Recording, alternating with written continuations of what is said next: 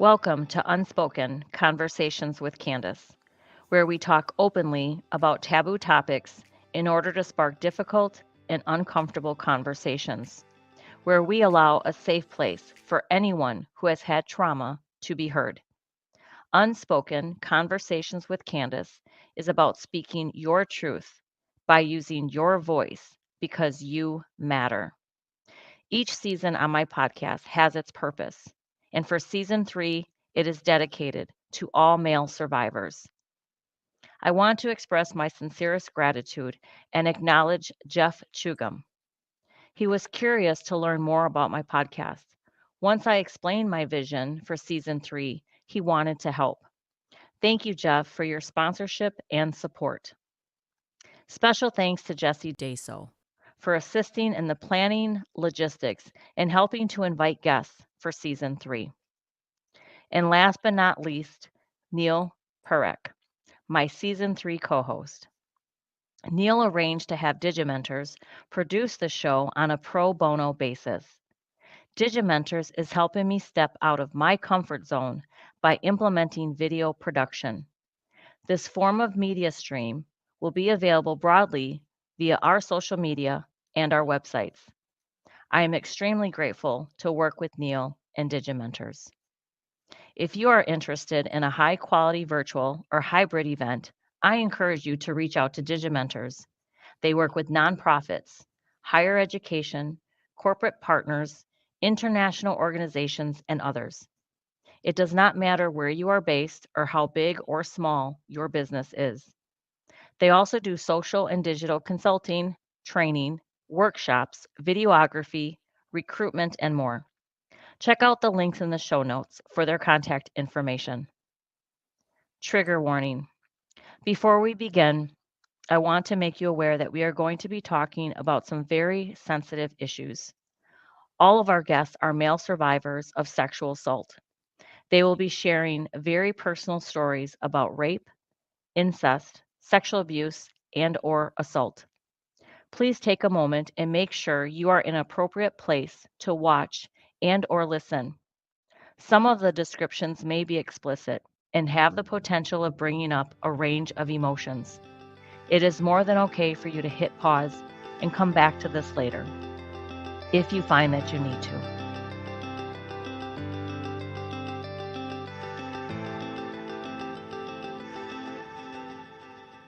I'm very excited to have my next guest, Neil Parekh, here on my show. And I am going to read Neil's bio just to kind of introduce him to everyone to the show. So, Neil Parekh is a marketing and communications professional with more than 25 years of experience telling other people's stories.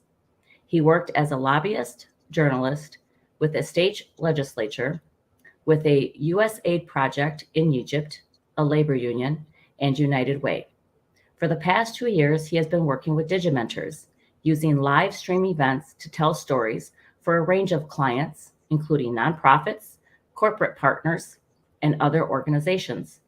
The hardest story he has ever had to tell is that of being sexually abused by a neighbor when he was 7.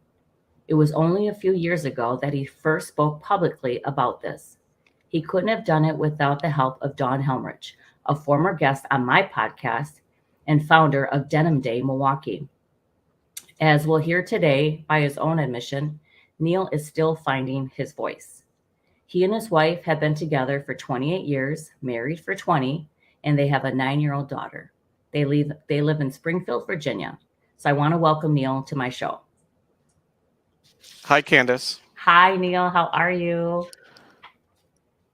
Very nervous. Take a deep breath. Take a deep breath. Everything is well. Everything is good. This is, like I mentioned, it's a safe place, Yes, right? For it those is. survivors that have had trauma, it's a safe place. So I just want to say thank you for being a guest on my show. I know the power of story. You've been sharing power of story in other ways, and now we get to share the power of your story. Thank you. And so just kind of giving, some background. So how Neil and I really met, and I'm again grateful that he's here today. But so we met at the city of Milwaukee. The violence department held a virtual event during Sexual Assault Awareness Month, I believe. The Commission on Domestic Violence and Sexual Assault. Right? Correct. And then, so that's how Neil and I met. And, I believe in divine design. And so during that domestic violence and sexual assault virtual event, and that was April of 2022. So that's where we met for the first time. And Neil was on a panel talking about their stories. And then, I saw a bunch of male perspectives, hearing the men speak about their experiences. And then I heard the call of action, and there were women on the call, right, listening in. And I'm a survivor. So I was very just curious, like, wow, these stories are amazing. And then the seed was planted. And the idea for me was basically to answer that call of action. And I remember putting in the notes of I think it was a Zoom call or it was a virtual meeting. And I put in the notes that I wanted to dedicate my season 3 of my podcast to male survivors. And the people within the chat started saying, they'd like to be guests, how do I get a hold of you? And so here we are, Neil. Again, just thank you. And I want to do a shout out to Digimentors, for being a collaborative partner sponsor for my podcast, Unspoken Conversation with Candace, especially season 3, because I think, with the power of us joining forces, and we're going to be true agents of change on this taboo topic, and really giving male survivors just like yourself, and no matter where you are in your storytelling, that journey of how you share your story, whether it's publicly or privately, I just want them to know, anybody who's listening, tuning in, that this place is a center for healing, support, and a center for resources. So many survivors find their, when they're on their journey, they go through different avenues of resources. And that's what this podcast is to give resources broadly to male and women survivors. So again, thank you so much for being here today. Thank you, Candace. And really want to appreciate how quickly you reached out in that conversation when they had set up this panel for male survivors and invited me to speak. And when they went around to do closing thoughts, that call to action was effectively a plea that I made to all of the women that were there. In my estimation, conversations around sexual assault and abuse, it's women who really have the power in that space. Most people focus on women as survivors. Some call them victims. Of course, we want to focus on them being survivors, and it's hard for men to find that voice to be on these panels to tell their story. So I effectively asked women to make space for us and to help us kind of bring us along on that journey. And I can't tell you how quickly Candace stepped up, sending a message in Zoom and then an email, and very quickly the idea of having season 3 devoted to men. And then we, said, well, let's make this a video, production as well, not just audio. So thank you, Candace. I really want to thank you for dedicating this season to male survivors. Absolutely. I think what struck me on that call was just what you said. Sitting there listening and men saying that sometimes they don't want to come forward, right? That hurts in itself. Like, they should be brave enough to want to come forward, but there's the stigma around men not being able, or not, that can't happen to men, but it does. And then the men saying that when they would go to resource centers, or if they went to a place, a lot of the pictures, the media, it's all related to women. So just the pictures and the element of it's for more geared towards women. And that kind of would make them withdraw. Like, I'm not going because it's all for women. They don't care about the males. And that's really not true, right? Because there's therapists there to help men and women. But it's just the perception of when a person walks into a resource center. So, I mean, that alone. And so again, when I wrote my book and I went on my own journey, and then the podcast was created as part of that platform, I was, recording season 2, but then I was already thinking ahead. I'm such a planner, and I'm thinking, well, what can I do for season 3? And then lo and behold, this falls right in my lap. And again, I believe in divine design. Everything happens for a reason.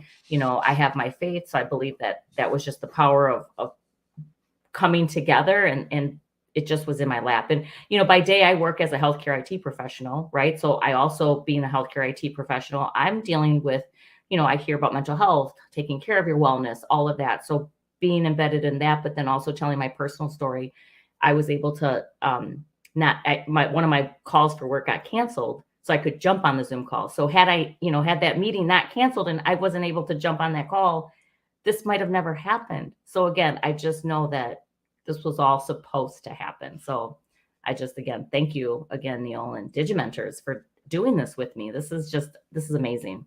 And I want to now give you again this opportunity. This is for you to share your story. So I know we've kind of talked to kind of set the tone for the season, but you will be our first story to share of the season. And I'm just so grateful that you're my guest to share your story with the audience here and the listeners.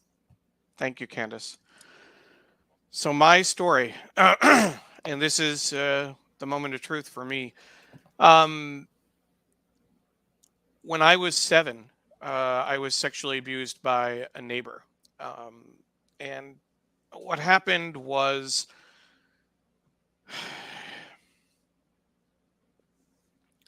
we had just moved into a new house in New York, and this neighbor came over and knocked on the door and said he needed help with a Cub Scout project. And I said, okay, sure. I didn't think anything of it. Um, and we proceeded. He came inside, and I have kind of very vague memories of that time. I mean, it's kind of patchy. I'm almost 50 now, so it's been 43 years, um, 42 years, I guess, to be exact. Um, I think there was someone that was over, watching my sister, like a older babysitter. They made it like a older woman. She might have been upstairs. She might not have been home. I might have been a latchkey kid at that point back in the 80s.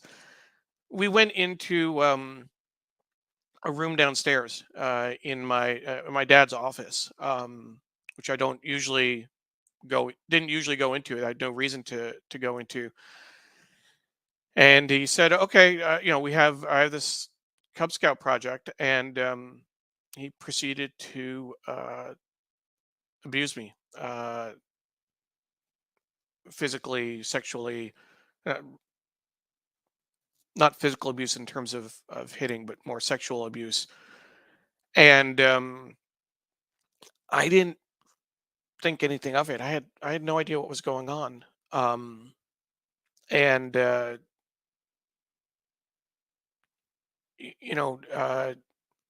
he left after, I don't know however long we did stuff. And I honestly, Candace, don't remember what what he did. Um, there was touching, and I know his pants were down, my clothes were off. I can't tell you what happened specifically. Um, After he left, I went upstairs and I mean, put my clothes back on. Went upstairs. I was watching TV. My parents came home. They usually came home around 5:45 or so, and when my dad saw that the light was on in his office, he just asked me, "Neil, why is the light on in my office? Did you go in there?" Split level home, and I said, "Oh yeah, yeah. My neighbor came over, and I do my best not to name him, but sometimes it slips a little bit. I think I caught myself. You know, our neighbor came over, and he had a Cub Scout project to do. He needed help with. Oh, really? Oh, well, okay, yeah. And then I started telling him, oh yeah, we did this, and blah, blah. I was just describing all the activity. I could have been talking about playing with Matchbox cars. I could have been talking about I'm trying to think of 7-year-old Lincoln Logs or whatever, uh, it meant nothing to me. The words were just words. I had no context for them, nothing. My father, of course, instantly knew what I was talking about and was incensed. And the next thing I remember, again, my memories are kind of in little scenes. We marched over to the neighbor's house, literally adjoining properties. Uh, and I remember standing in front of their door, and that boy's father, the door opened, and the boy's father kind of looking back in the house, yelling his name, "Get down here! Get the hell down here!" That kind of thing. And then that's really all I remember. And we were home at some point. And that's it. At least that initial part, that's the story. I don't remember any, there was no reporting, there was no counseling, there was no discussion, there was nothing that happened afterward. It's possible that he may have been sent to military school for a period of time. I don't know if that happened later or earlier, or if it was directly tied to it. I don't know. The hard part for me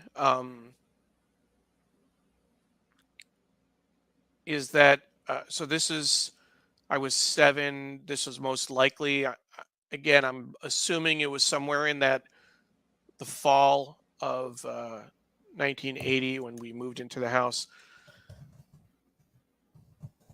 The next summer, and I continued to play with him and his brothers on the street, stickball, street hockey. I was several years younger than them, and they humored me. Obviously, I wasn't their size, couldn't keep up with them, but I was playing with them, I was interacting with them.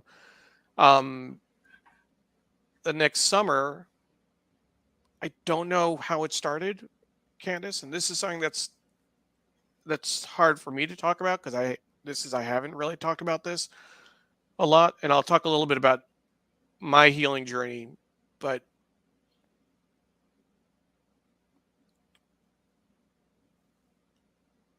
I always thought that I initiated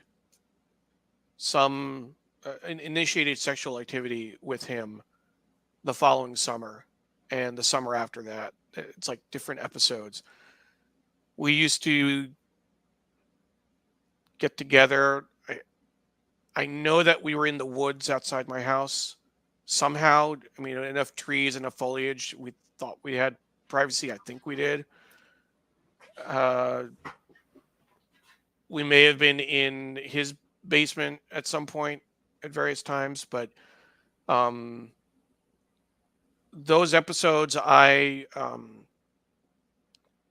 thought that I remembered it up to a certain point, that it was my idea, that I asked for it, that I willingly engaged in it, that I had agency in that, and that I kept asking for it, not in a someone, whatever, by their actions that they asked for it, but I literally requested it. That's how I remembered it. And then at some point it stopped, and he left, and there was nothing else after that. And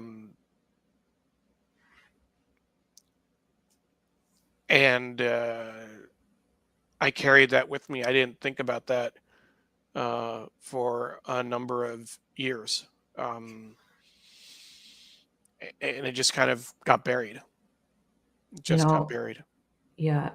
I'll chime in just a little bit here. So as survivors, when you were speaking about, you felt like you kind of were, I don't know, like you initiated it.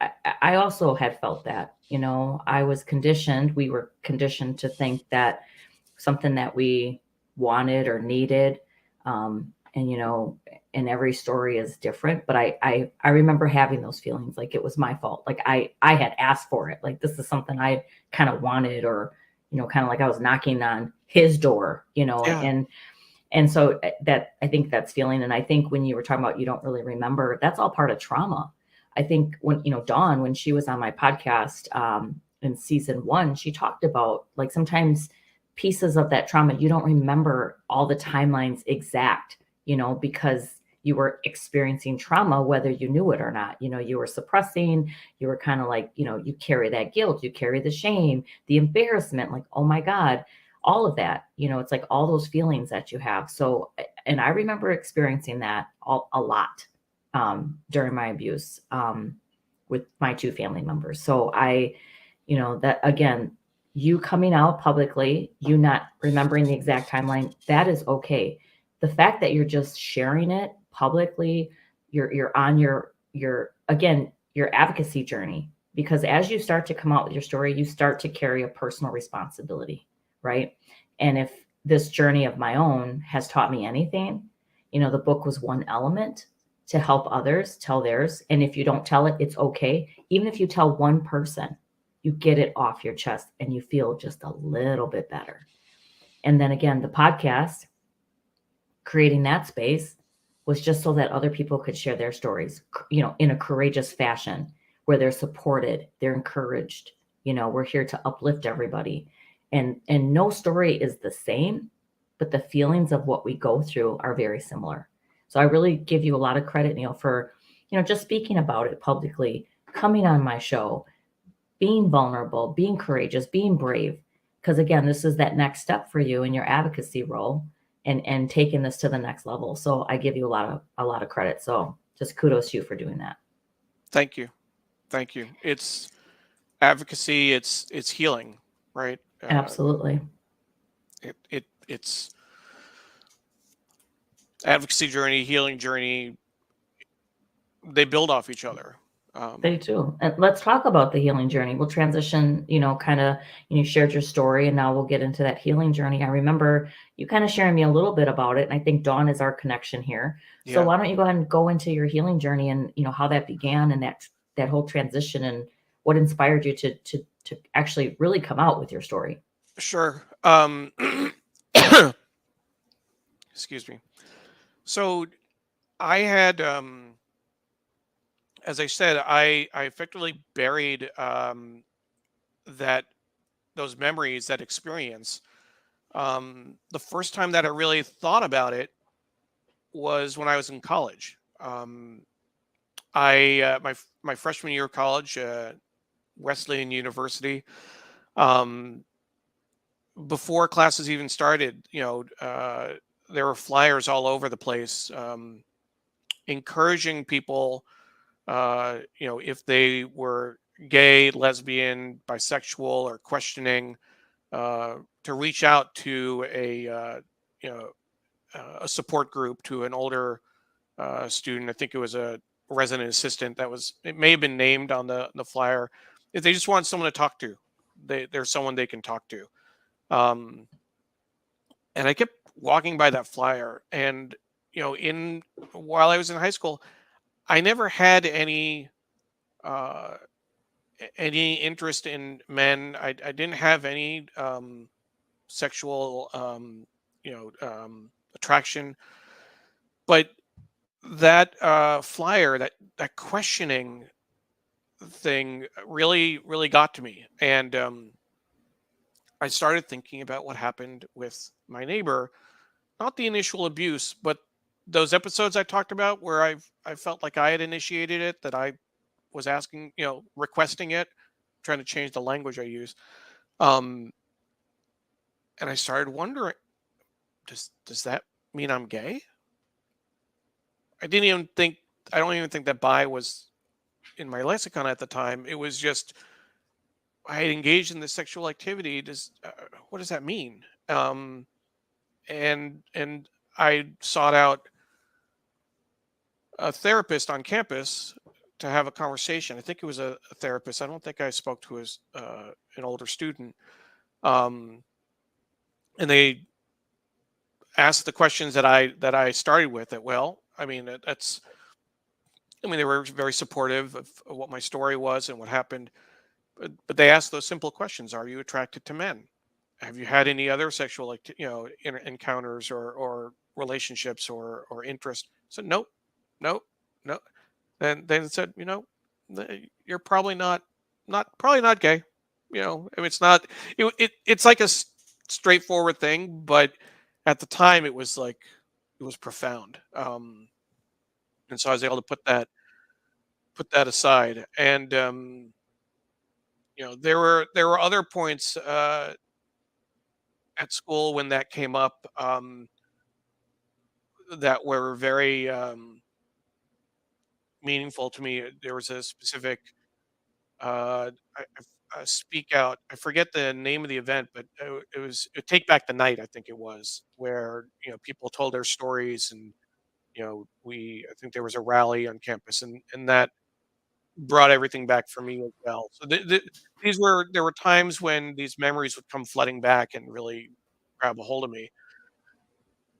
Um, but it really didn't. I didn't really contend with it. I've I've I speak with I meet with a therapist. I've met with several therapists over time, based on where I lived and moving and that kind of thing. But I'll tell you, as a side note, Candace, mental health is a whole different issue. I mean, you know that's a whole different season. Obviously, it relates to what we're talking about, but I I found it's easy. So I started talking a little bit about uh, my. I'll try and figure out the story. So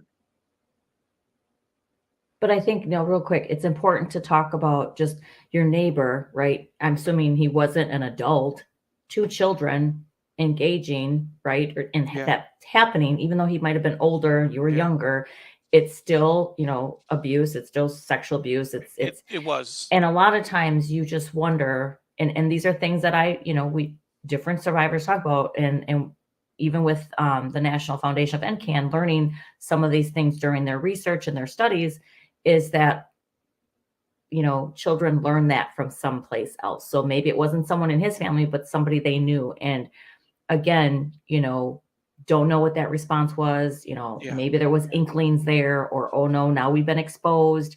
Oh no, so I don't know. yeah, But either way, a lot of times, but it's still like they learn it from somewhere. And I can even say for myself, I was at 5 years old, being touched inappropriately by my uncle. Things never escalated sexually, but just the fact that his hands were in places that they shouldn't have been. And then I know I was taught something. So me and my cousins would sometimes play house, and we would either touch or kiss, or I mean, but we're 5, 6, 4, 3. I mean, we're young kids. sure, And if someone catches that, it should be corrected. You should have a conversation. Parents need to chime in.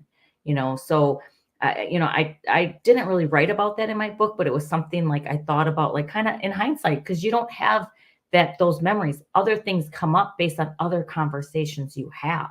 And sure. so you, again, not knowing the exact time frame, that is okay, Neil. Like whatever it is you do remember and how things came up, that's all part of that healing journey, especially if you haven't publicly always talked about it.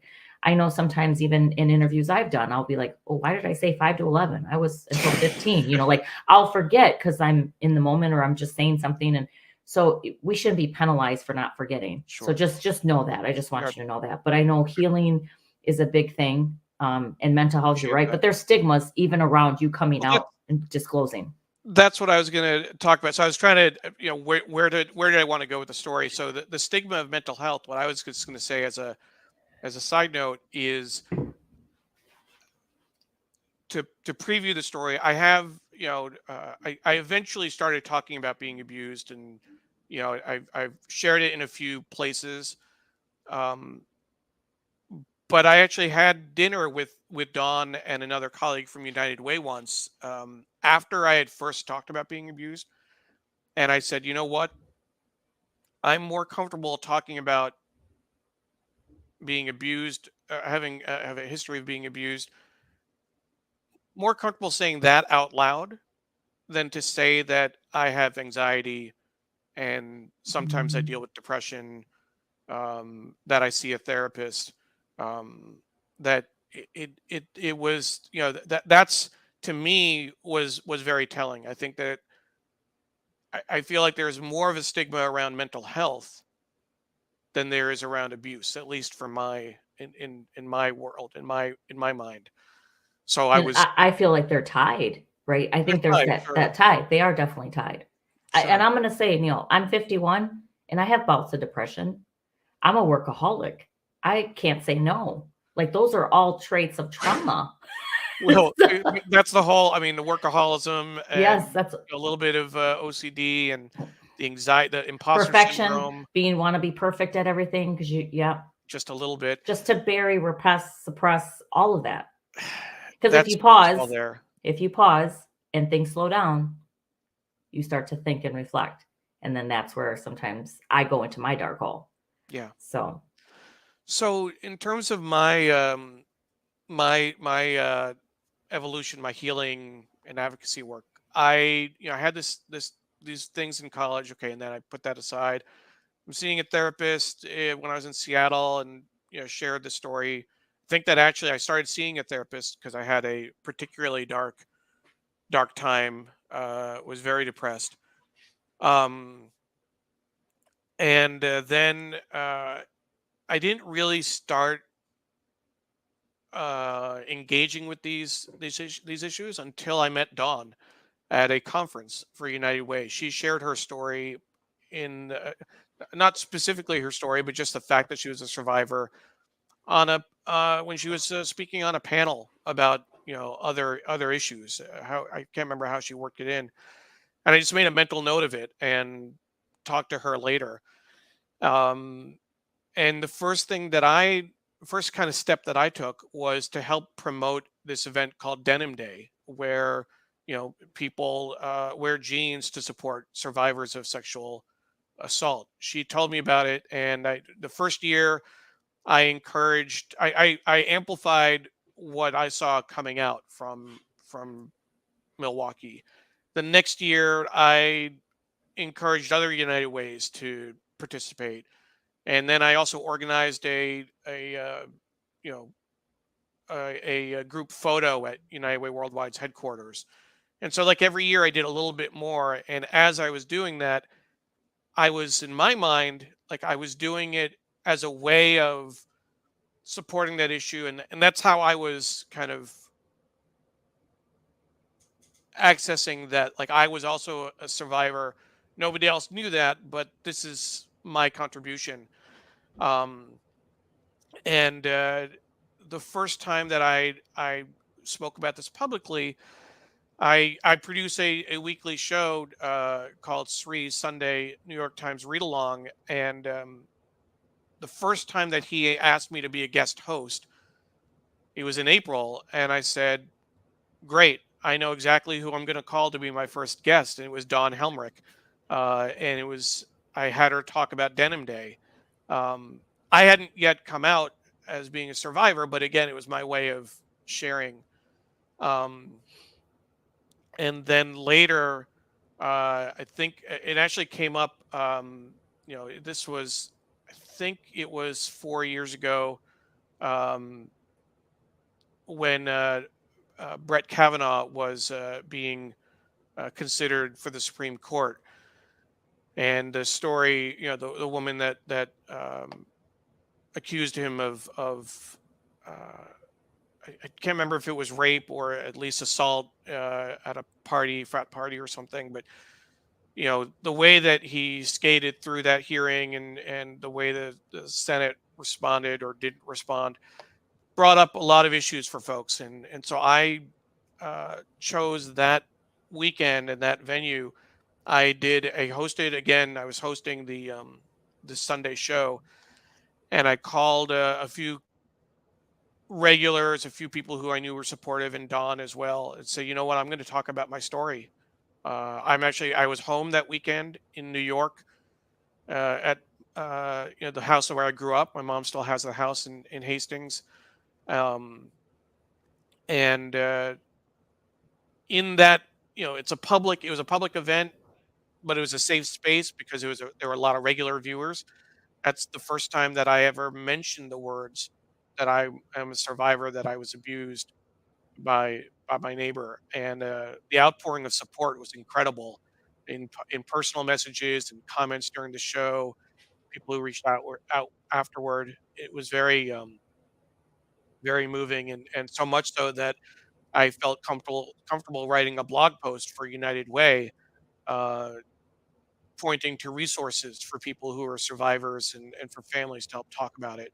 I went a little light on my story, but just enough to say that I too am a survivor.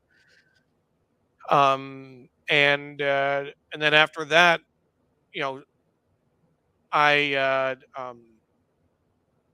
it took on Denim Day took on new meaning. I don't think I ever explicitly mentioned it in reference to Denim Day, but it was in the air at that point. Um, and then fast forward to last year, almost a year ago now, last April, when I was asked to speak on that panel that you talked about, and that was again the first. Not the first time, but that was another opportunity. It's unlike some speaker. I mean, I'm not. I don't do this regularly. I don't talk about my story. I don't speak at forums, and I'm not a resource for people. That might be further down the line for me, in terms of where I go. But I'll tell you that, after uh, that forum where I shared my story, um, a reporter from the Milwaukee Journal Sentinel reached out, and they published this story. And this headline is important.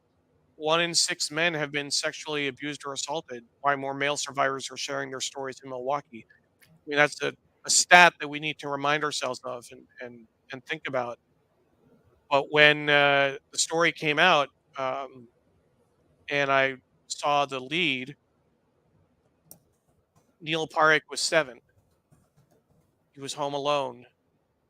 His older neighbor came over and suggested they work on a Cub Scout project in the basement. The two went downstairs and the neighbor sexually abused him. I had no idea what was going on. To see those words on the screen, I said those exact words, as I said more or less the same thing earlier in our conversation.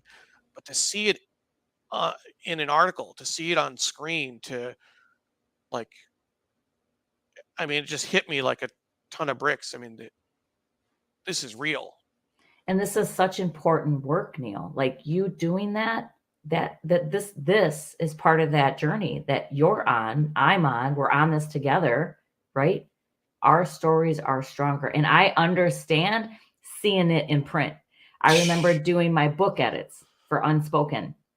I remember seeing my pages on my computer. And Yeah, I used to slam my computer down because I didn't want that story to be my story, but it was my story. And so I feel you wholeheartedly on seeing them in print, black and white, saying, "Oh my God, this is what happened to me. This is my story." This yeah, is powerful. That headline that they put, that's yeah. amazing. So kudos to all those male survivors on that call that day. So proud of all of them. And I'm It so was glad that we're doing this important work a whole as a result. panel, and she interviewed folks, and I didn't know that this was. I mean, in my experience in journalism, who knows what she's going to use? Who knows, what quote she's going to pull out?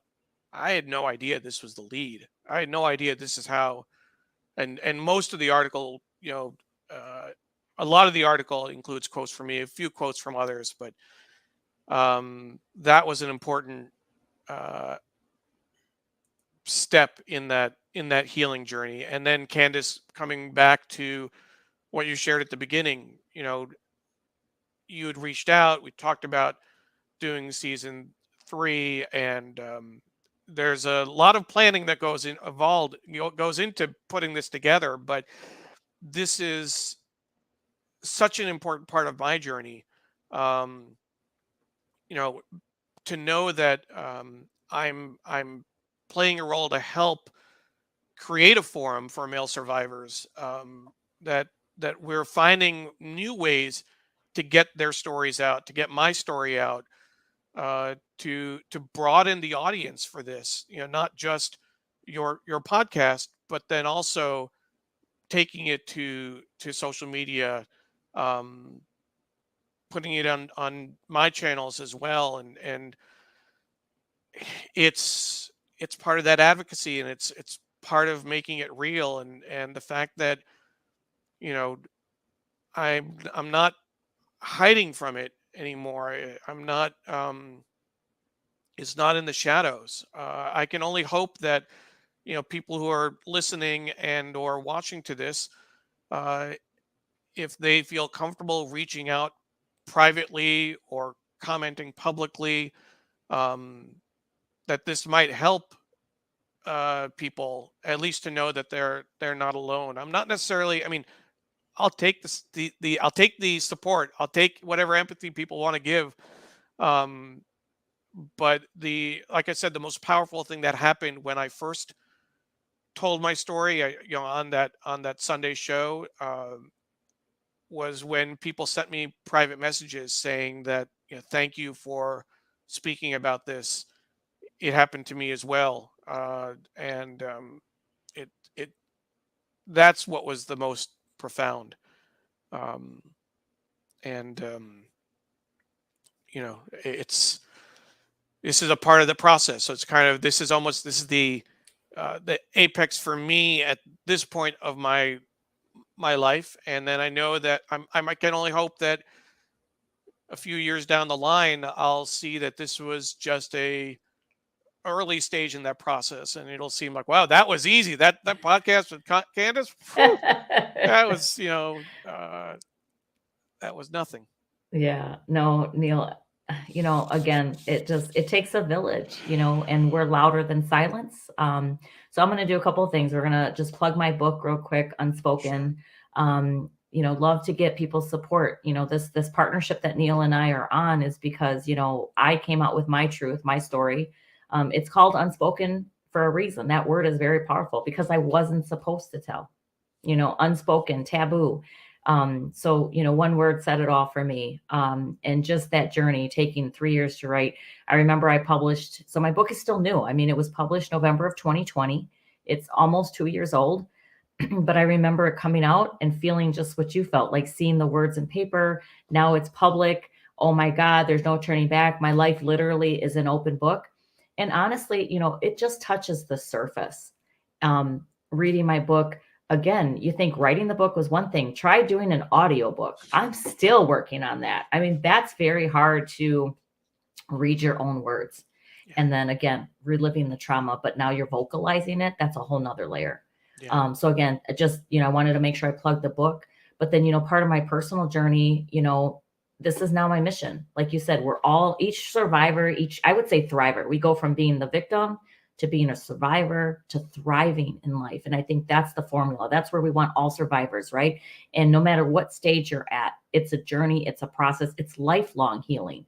It doesn't go away. It's with you all the time. You have triggers at different points in your life, and that is okay. But again, for me, now I've taken it to the national step. I've actually found the National Foundation, right, to End Child Abuse and Neglect, NCAN. So I recently brought a walk to Milwaukee, Wisconsin. It's called the Walk Together, and I've partnered with NCAN, which is the National Foundation to End Child Abuse and Neglect. That's what the mnemonic means. And they have 5 walks, and Milwaukee was the newest city to be added to the series of walks. And so, if anyone's listening, tuning in, watching, just know that we're trying to expand NCAN. I do a shout out to NCAN. Lori Poland, she's the founder and CEO of that organization. But yeah, they're in Ohio. We're in Texas, Colorado, Wisconsin, North Carolina. So please tune in, check out their website. If you're so inclined to make a donation, If you're not in any of those cities, they also have a virtual walk. So you can walk virtually from anywhere and help to promote this cause. So, as two survivors here, this is a great way to get plugged into the National Foundation. Just like, the breast cancer awareness and just American Heart Association, they all started with some sort of awareness. And that's what we're trying to do, shine a light on this topic in a positive, uplifting way. And I'm so happy to be part of NCAN. So taking my personal story of Unspoken and now being plugged into a national foundation is amazing. And like you said, Neil, we are both resources going forward. So I'm a resource, you're a resource. It's a personal responsibility, and we're on this journey together. So to anyone listening, this whole season is dedicated, season 3, dedicated to male survivors, telling male perspectives, telling their stories. And Neil, again, thank you to Digimentors for doing this, because we are going to have the scope expanded. We're able to do this video production, this audio production, because, if the pandemic taught us anything, right? You can meet with anyone from anywhere and get to know people. And what a great way to have this kind of be a new channel, a new way, and to get to the masses. And I'm so happy that my guests are all over. They're not just in Wisconsin, they're all over. I mean, look at you. You're in another state. So this is amazing work. And we're going to have guests, from across the pond, from the UK and from Baltimore and all over. It opens up that idea. And it was interesting that for that panel that I was on, it was a Milwaukee-based panel, and they asked me to speak. I said, well, but I'm not from Milwaukee, and it didn't matter. And that's what, we can do with your show, is it just broadens the geography. And there are so many survivors out there, so many male survivors that we can talk to, but it just makes it so much easier to get that breadth of experience, that breadth of diversity of voices. And I'm, like I said, Candace, I'm thrilled that we get to work together. This is something that I've been working on in terms of video production, live streaming for the last 2.5 years now with Digimentors.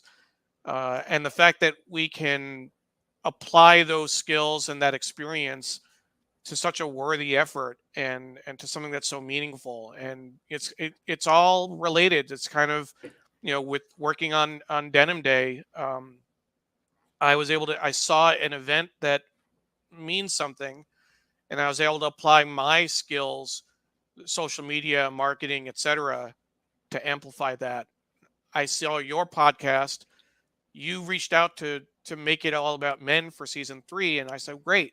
And I still remember that first conversation, Candace, when you said we can make it about men. I said, great. And what if we make it a video live stream? You're like, okay. Yeah, nervous wreck, losing sleep over it. No, but here we are. This is amazing. And I met Dawn through another survivor, Erica. Just want to mention her, and they were both part of the Hope Shining Blue event that's here in Milwaukee, part of the Aurora Foundation. So, and now I work for Advocate Aurora. So again, it's all connected. It's all tied. It's just amazing, the power of connection, the power of people, and how together we are just what NCAN says, right? We're louder than silence. And so, so that's really what the season is dedicated. And I'm just happy to announce that Neil is a guest today, but he will be my co-host going forward. So I just want to make sure that everyone, that Neil is going to be on this journey for season 3, because I truly felt that, yes, I'm a woman survivor, but I wanted a male co-host to help with that male perspective, to be that survivor voice on the calls, to help facilitate conversation, and so that we can have that open and honest dialogue and be very candid in our conversation. So again, it's difficult and it's uncomfortable, and some people aren't going to like it, but again, it's okay. We're here to do this together. And so as we start to wrap up our show here, Neil, you being a great guest, just, in closing, like, what are you thankful for? What are you most grateful for? With all this journey and everything that we've been through, what are you most grateful for? Or where are you today in life? Kind of your blessings, right? Everyone has a story, and then you end up going, wow, my life is pretty amazing. Yeah. Well, we've talked about this during the show.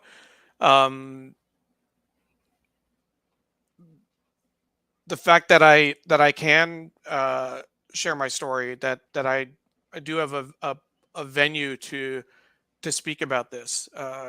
Again, I'm comfortable in this space around live streaming, and and I can do public speaking as well. I've never spoken about this from a podium at a in-person event. That might happen in the future. Who knows? Um, but I really am thankful for people like you and Dawn who are here for me. And this is something that um, at some point I'll I'll share my story with my daughter. It's a question of figuring out the right time, and when is it appropriate, and what do you say at different times. Um, but I'm thankful that I don't have to live with this alone. That I don't have to bury it and pretend it didn't happen, and pretend that just not know what impact it has had. Um, like you said, everything happens for a reason, and everything that we've done has brought us to this specific point. For me to be on screen with you, in the podcast with you, talking about this issue. And it's just the beginning. It's The just beginning of many stories. And so I just want to say thank you, Neil, again, for being on the very first episode for season 3, dedicated to all male survivors. I'm so grateful to tuning in, watching, listening. Please stay tuned for more episodes of Unspoken Conversation with Candace. You can find me on pretty much all of the streams, most of them.